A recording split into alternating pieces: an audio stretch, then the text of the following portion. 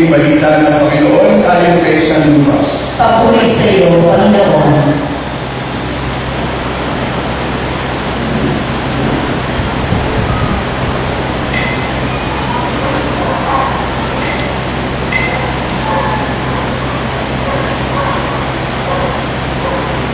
Si Maria ay nagmamadaling pumunta sa isang bayan sa kapuluran ng Judea. Pagdating sa bahay ni Zacarias, binati niya si Elizabeth. Nang marinig ni Elizabeth ang bati ni Maria, nagkagalaw ang sanggol sa kanyang tiyan. Napuspos ng Espiritu Santo si Elizabeth at bumigalaw niyang sinabi, "Bukod kang pinagpala sa babaeng lahat, at pinagpala naman ang iyong dinadalang anak.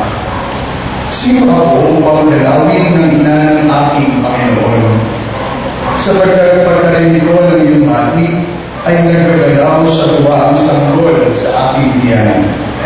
Mapalad ka sapagkat nanalo kang matutupad ang ibinasabi sa iyo ng Panginoon."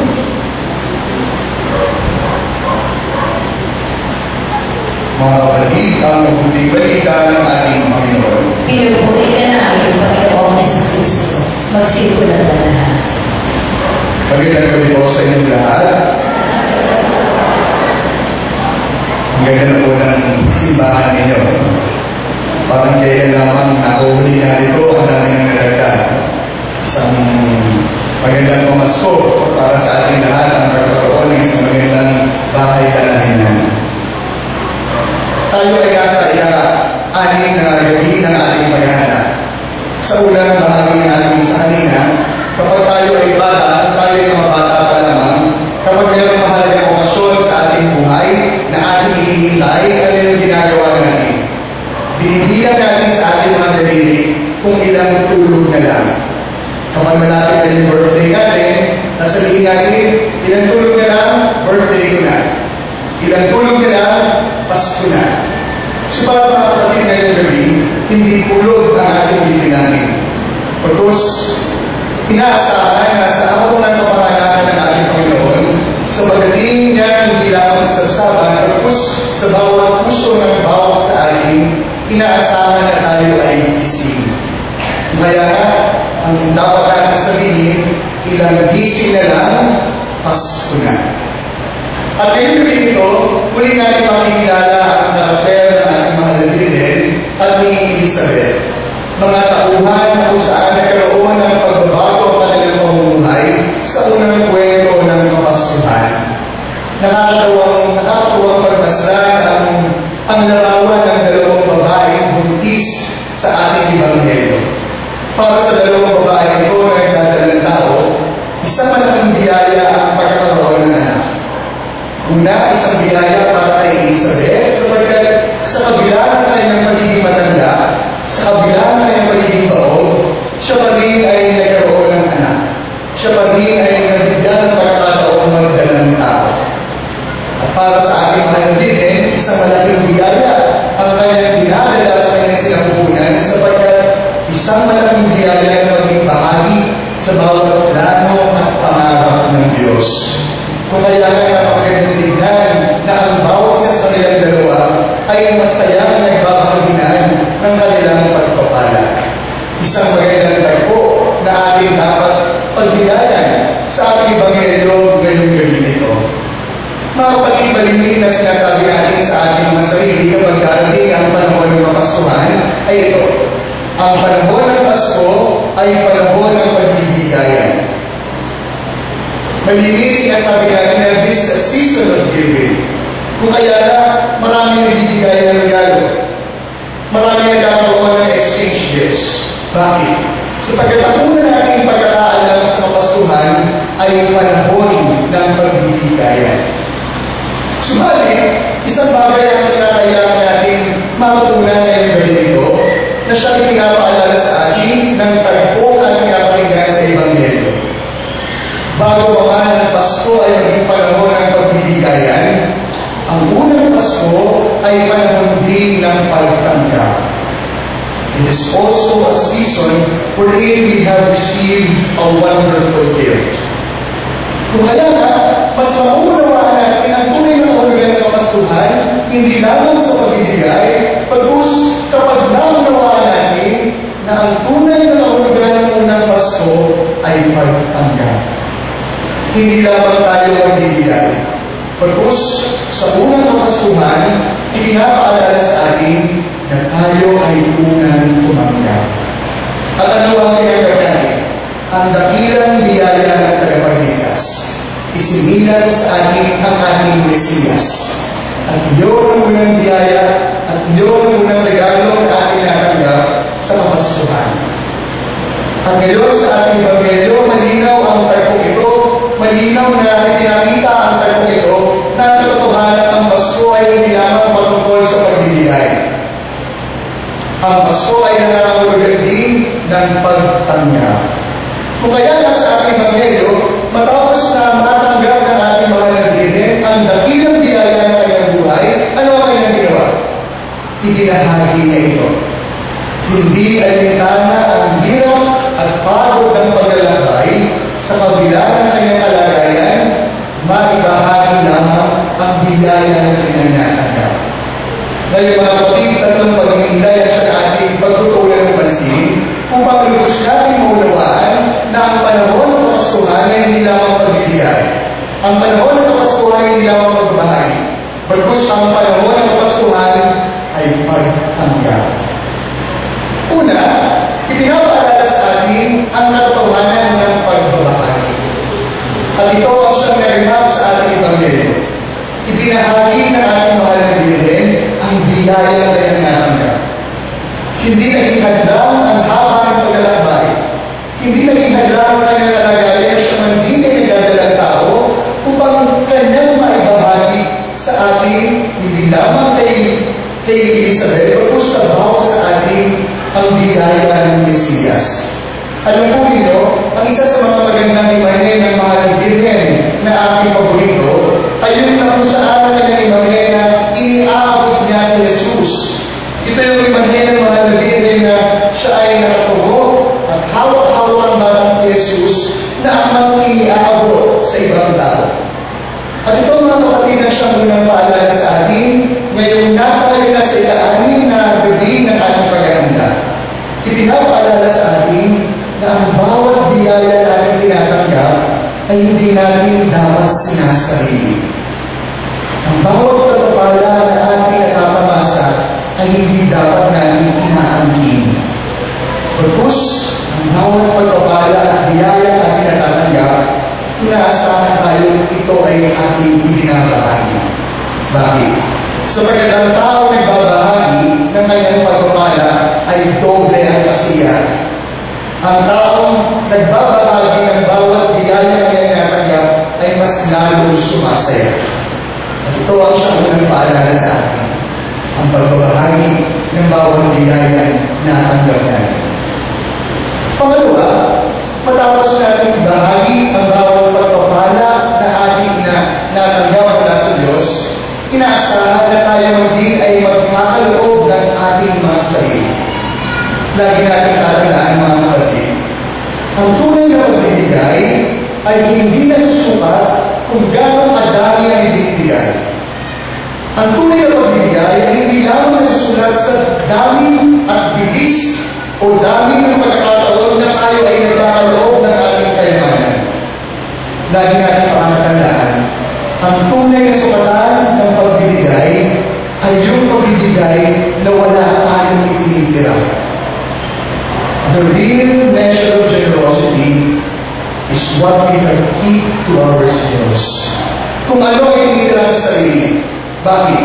Sapagkat masarap magbigay kapag maraming tayo pagkakaloob.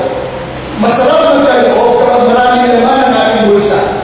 Masarap magbahagi kapag hindi tayo nawawalan. Subalit, ano ang paalala sa atin? Masarap magbigay sapagkat ang tunay na sukatan ng pagbibigay ay yung walang natitira. Walang ininitira sa sarili.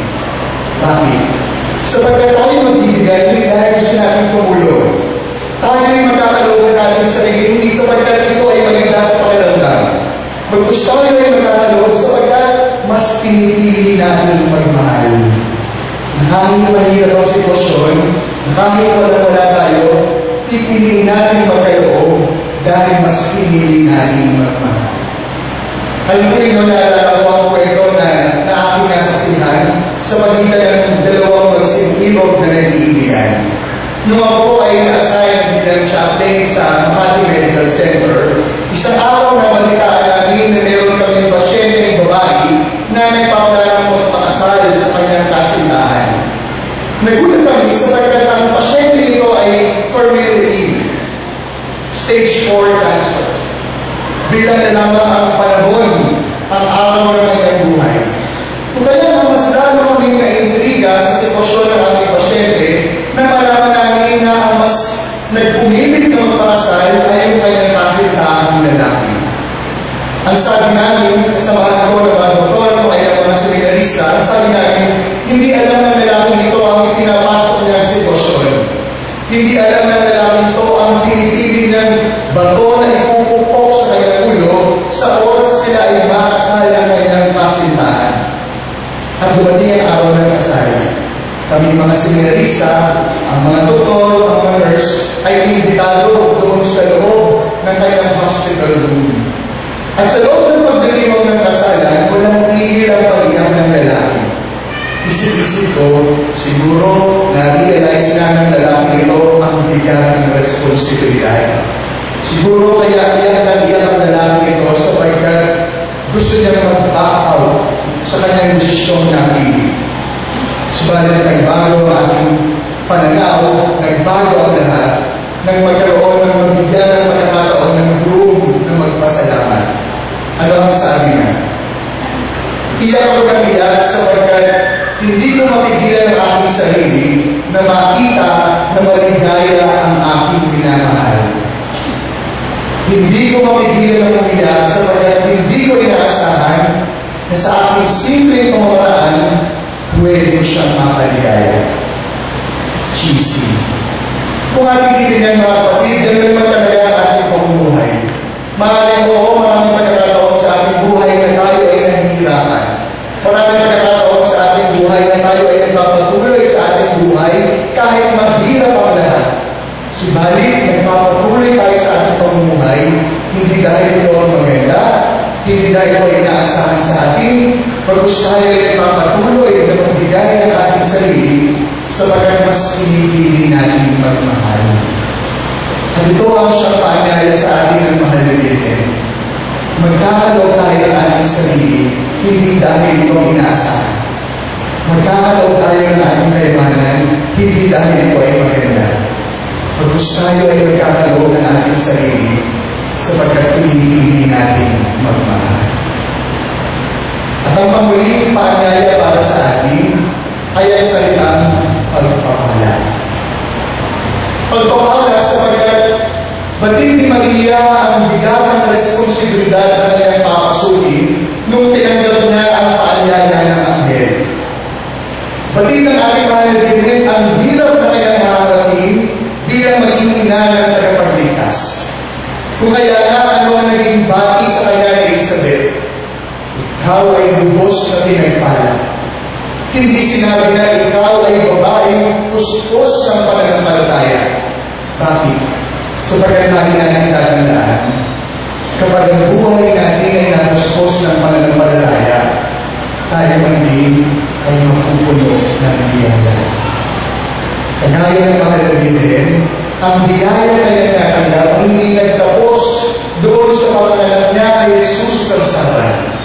Pagkus ang biyaya na nagkatanggap ng mahal na ina ay nagsilbing puno ng kanyang buhay upang kanyang mapagtagumpayan ang lahat ng pagsubok bilang ina ng tagapagligtas.